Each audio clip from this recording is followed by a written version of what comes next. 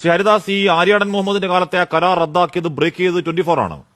അന്ന് നമ്മൾ നിരന്തരം ദിവസങ്ങളിൽ ആ വാർത്ത കൊടുത്തതാണ്. വാർത്ത കൊടുത്ത് എന്താണ് അത് ഉണ്ടാവാൻ പോകുന്നത്? അന്ന് എന്റെ ഓർമ്മ ശരിയാണ്, ഇലക്ട്രിസിറ്റി ഓഫീസേഴ്സ് കോൺഫെഡറേഷൻ ഒരു പരിപാടിയിലാണ് അത് വരുന്നതും ആ വാർത്ത ചെയ്യുന്നത്. എന്താണ് അതിന്റെ ദൂരവ്യാപക പ്രത്യാഘാതം എന്നതടക്കം നമ്മൾ വാർത്തയിൽ പറഞ്ഞതാണ്. പക്ഷേ അത് കാര്യമായി അന്ന് പ്രതിപക്ഷമൊക്കെ ഏറ്റെടുത്തു വന്ന കാര്യം എനിക്കറിയില്ല.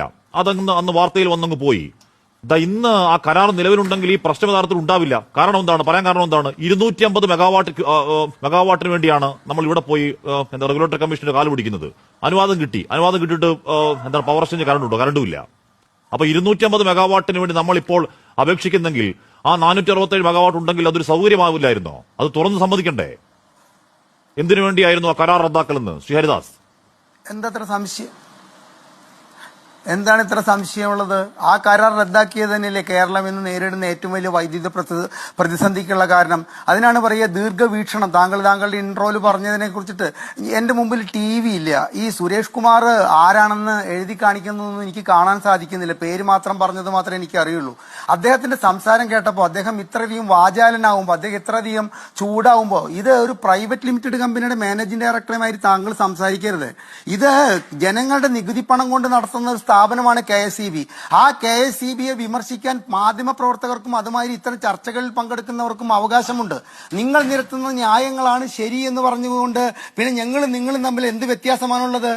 ഈ 10 വർഷം കൊണ്ട് അല്ലെങ്കിൽ ഈ ഇലക്ട്രിസിറ്റി ബോർഡ് സ്ഥാപിതമായ കാലം തൊട്ടിട്ട് ഇന്ന് വരേക്കുള്ള ചരിത്രം എടുത്തു കഴിഞ്ഞാൽ ലക്ഷങ്ങൾ ശമ്പളം വാങ്ങുന്ന ഒരു ഉദ്യോഗസ്ഥ വൃന്ദത്തെ സൃഷ്ടിക്കാനല്ലാതെ ഈ KSEB കൊണ്ട് കേരളത്തിലെ ജനങ്ങൾക്ക് എന്ത് ഉപകാരമാണ് ഉണ്ടായിട്ടുള്ളത്? മറ്റ് സംസ്ഥാനങ്ങളിൽ ഒരു മാസം ഒരു 4 അംഗ കുടുംബം അടയ്ക്കുന്ന വൈദ്യുതി ചാർജും കേരളത്തിലെ ജനങ്ങൾ അടയ്ക്കുന്ന വൈദ്യുതി ചാർജും ഒന്നാണോ ശ്രീ സുരേഷ് കുമാർ? അല്ല. എന്നിട്ട് നിങ്ങൾ പറയുന്ന വർദ്ധിപ്പിക്കുന്ന എല്ലാവിധ സെസ്സും അതുമാതിരി തന്നെ എന്നാ പറയേണ്ടത്, നിങ്ങളിടുന്ന ഓമന പേരിട്ടുകൊണ്ട് നിങ്ങൾ വർദ്ധിപ്പിക്കുന്ന എല്ലാ ചാർജും ഞങ്ങൾ അടയ്ക്കുമ്പോൾ ഞങ്ങൾക്ക് ആവശ്യമുള്ള വൈദ്യുതി നൽകാൻ ബാധ്യസ്ഥരായവർ ഇത്തരത്തിലുള്ള സ്റ്റുപ്പിഡ് ആർഗ്യുമെന്റ്സ് പറയുന്നത് അങ്ങേയറ്റം കഷ്ടമാണ്. ഞാനിവിടെ ഈ ചർച്ചയിൽ പങ്കെടുക്കുന്നത് കേരളത്തിലെ ജനങ്ങൾക്ക് വേണ്ടിയിട്ടാണ്. എനിക്ക് ഒരു രാഷ്ട്രീയ പാർട്ടിയോടും വിധേയത്വമില്ല. ആര്യാടൻ മുഹമ്മദ് ആയാലും ഉമ്മൻചാണ്ടി സർക്കാരായാലും ഇത്തരത്തിൽ 4 രൂപ 25 പൈസയ്ക്ക് ഒരു കരാർ ഒപ്പിട്ടത് എന്തിന്റെ അടിസ്ഥാനത്തിലാണ് നിങ്ങൾ ക്യാൻസൽ ചെയ്തത്? എന്നിട്ട് നിങ്ങൾ അത് ക്യാൻസൽ ചെയ്തപ്പോൾ നിങ്ങൾക്ക് മനസ്സിലായി ഇനി വൈദ്യുതി കിട്ടണമെങ്കിൽ 10 രൂപയ്ക്ക് മുകളിൽ നൽകണമെന്നുള്ള ബോധം വന്നപ്പോൾ ആ കരാർ പുതുക്കാൻ നിങ്ങൾ ശ്രമം നടത്തിയത് തന്നെ ആ കരാറിന്റെ എത്രത്തോളം പ്രാധാന്യമുള്ളൊരു കരാറായിരുന്നു എന്നുള്ളതിന് തെളിവല്ലേ? ഇന്ന് റെഗുലേറ്ററി കമ്മീഷൻ പറഞ്ഞിരിക്കുന്നത് എന്താ? ഇത്തരം ഒരു പ്രതിസന്ധി വരുമെന്നുള്ളതിന് യാതൊരുവിധ മുൻഗണനയും നൽകിയിട്ട് കൊണ്ടിട്ടുള്ള മുൻകരുതൽ ഈ ഇലക്ട്രിസിറ്റി ബോർഡ് എടുത്തിട്ടില്ല എന്നല്ലേ ഇന്ന് റെഗുലേറ്ററി കമ്മീഷൻ പറഞ്ഞിരിക്കുന്നത്. അപ്പൊ ഇത് ജനങ്ങളുടെ മാത്രം പരാതിയാണോ? ആ പരാതിയെ ഇൻഡക്ഷൻ കുക്കറിന്റെ ഉപയോഗം കൊണ്ടാണ് ഇത്തരത്തിലൊരു പ്രതിസന്ധി വന്നത് എന്ന് പറഞ്ഞു കഴിഞ്ഞാൽ അത് കേരളത്തിലെ ജനങ്ങൾക്ക് മനസ്സിലാകുമെന്ന് ശ്രീ ജയരാജ് പറയുമ്പോൾ, ജയരാജ് അങ്ങനെയല്ല. ഇവിടെ ഹാഷ്മി പറഞ്ഞിട്ടുള്ളതും അതുമാതിരി തന്നെ എനിക്ക് പറയാനുള്ളതുമുണ്ട്. തുറന്നു പറയൂ. അരമണിക്കൂർ നേരം വൈദ്യുതി പവർ കട്ട് ഞങ്ങൾക്ക് നൽകാതിരിക്കാൻ സാധിക്കില്ല. ഞങ്ങളുടെ പിടിപ്പുകേട് കൊണ്ട്, ഞങ്ങളുടെ ദീർഘവീക്ഷണക്കുറവ് കൊണ്ട് ഞങ്ങൾക്ക് അരമണിക്കൂർ പവർ കട്ട് അല്ലെങ്കിൽ ലോഡ് ഷെഡിങ് നിങ്ങൾക്ക് ഞങ്ങൾ പറയുന്നു.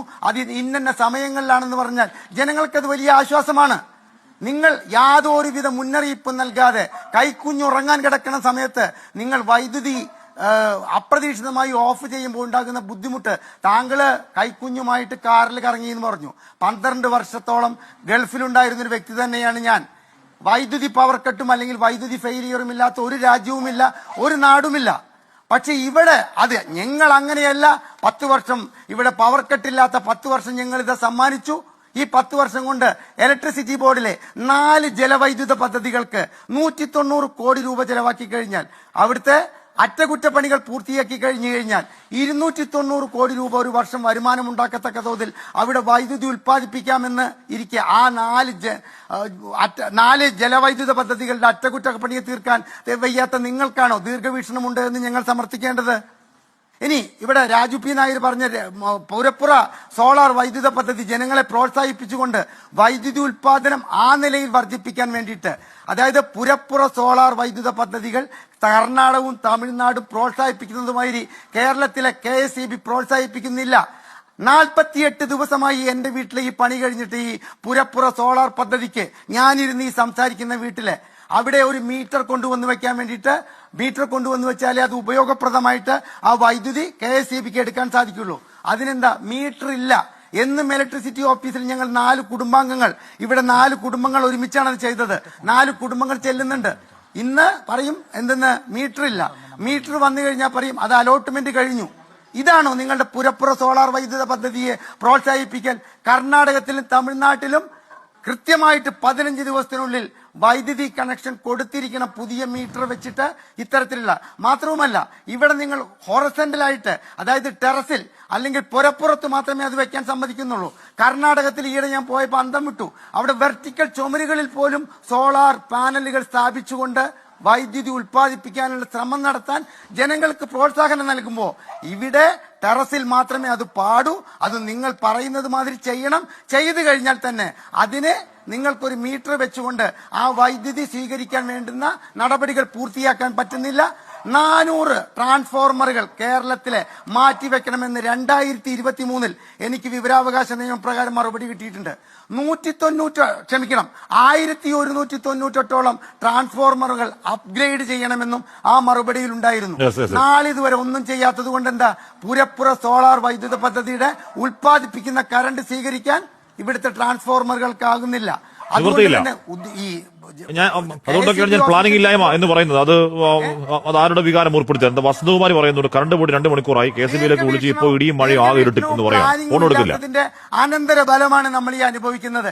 ഇൻഡക്ഷൻ കുക്കറൊക്കെ ഒന്നും അതിലേക്ക് രംഗത്തേക്കേ വരുന്നില്ല. ഹാഷ്മി.